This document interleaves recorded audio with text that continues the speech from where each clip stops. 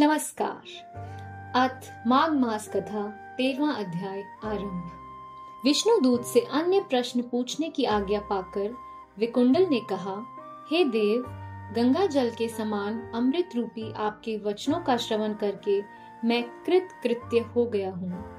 धर्मशास्त्रों ने सत्य ही कहा है कि सज्जनों के दर्शन मात्र से पापों और तापों का नाश हो जाता है। आपने अपनी ज्ञानपूर्ण बातों से मेरे अज्ञान और संदेह का नाश किया है, तथापि मुझे एक कष्ट से और मुक्त करने की कृपा करें। मेरे बड़े भाई को नरक से मुक्ति दिलाने का कोई उपाय बतलाने की कृपा कीजिए।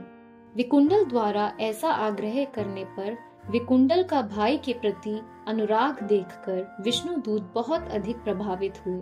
विकुंडल से दूत ने कहा, हे मित्र, यदि तुम अपने 8वें जन्म के पुण्य अपने भाई को दान कर दो तो तुम्हारा बड़ा भाई स्वर्ग प्राप्त कर सकता है। विष्णुदूत के यह वचन सुनकर विकुंडल ने कहा, मैं अपने भ्राता को नरक से मुक्त कराने के लिए अपने 8वें जन्म के पुण्य दान करने को तैयार हूँ, किंतु मुझे अपने 8वें जन्म की कोई स्मृति नहीं है। कृपया मुझे मेरे 8वें जन्म के बारे में विस्तार पूर्वक बतलाइए। भगवान विष्णु के दूत ने कहा, अत्यंत प्राचीन काल में मधुवन में महर्षि शाक्ली निवास करते थे। वे तपस्वी, ज्ञानी और वेदों के अध्ययन में रत रहने वाले तेजस्वी महर्षि थे।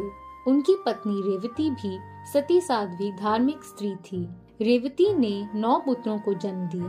ध्रुव, शशि, बुध, तार, निर्मोह, जितमाय, ध्यानकाम, गुणाती तथा ज्योतिष्मान। महर्षि के 5 पुत्र ध्रुव, शशि, बुध, तार तथा अंतिम पुत्र ज्योतिष्मान अग्निहोमी थे। ये पांचों ही पूर्ण धार्मिक रूप से गृहस्थ धर्म में जीवन व्यतीत करते थे। महर्षि शाक्ली के शेष 4 पुत्र निर्मोह, जितमाय, ध्यानकाम तथा गुणाती गृहस्थ धर्म से विरक्त पूर्ण सन्यासी थे। किसी कार्य को करने में इनकी कोई रुचि नहीं थी। ये सभी एक ही ग्राम में निवास करते थे, परंतु ये संग तथा परिग्रह से रहित थे। इन्होंने शिखा और यज्ञोपवीत का भी परित्याग कर दिया था। ये चारों ही स्वर्ण तथा साधारण पत्थर को एक समान समझते थे। चाहे जिस वस्तु से शरीर को आच्छादित कर लेते थे और चाहे जहाँ बैठ जाते थे। संध्या काल में अपने घर आकर ये चारों ब्रह्म के चिंतन में लीन हो जाया करते थे।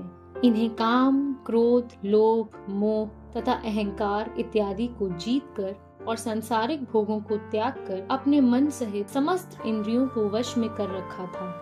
इस प्रकार ये चारों भाई पूर्णतः वीतरागी जीवन व्यतीत कर रहे थे। उस समय तुम मत्स्य देश में निवास करते थे। एक दिन मध्याह्न काल में क्षुधा और त्रिपा से पीड़ित ये चारों योगी जन तुम्हारे यहाँ आए। अपने घर के आंगन में इन योगियों को देखकर तुमने अत्यंत गदगद होकर इनका स्वागत किया। तुमने श्रद्धा पूर्वक इनके चरणों को स्पर्श करके मधुर वाणी में निवेदन किया, हे महात्मने, आपके दर्शन पाकर आज मेरा जन्म और जीवन दोनों ही सफल हो गए। आपके दर्शन ईश्वर के दर्शन के समान हैं। इसके बाद तुमने उनके चरण धोकर चरणोदक को सिर पर धारण किया। ऐसा करते ही तुम्हारे जन्म जन्मांतर के पाप नष्ट हो गए। फिर तुमने उन सन्यासियों को उत्तम स्वादिष्ट पकवानों तथा मिष्ठानों का भोजन कराया। रात्रि में भी सन्यासियों ने तुम्हारे यहाँ विश्राम किया। उन्होंने संतुष्ट तथा प्रसन्न होकर अपने नियमानुसार रात्रि भर भगवत भजन किया। उस जन्म में उन सन्यासियों का स्वागत सत्कार तथा अतिथि सत्कार करके तुम्हें जितने पुण्य फलों की प्राप्ति हुई है उनका कोई वर्णन नहीं कर सकता।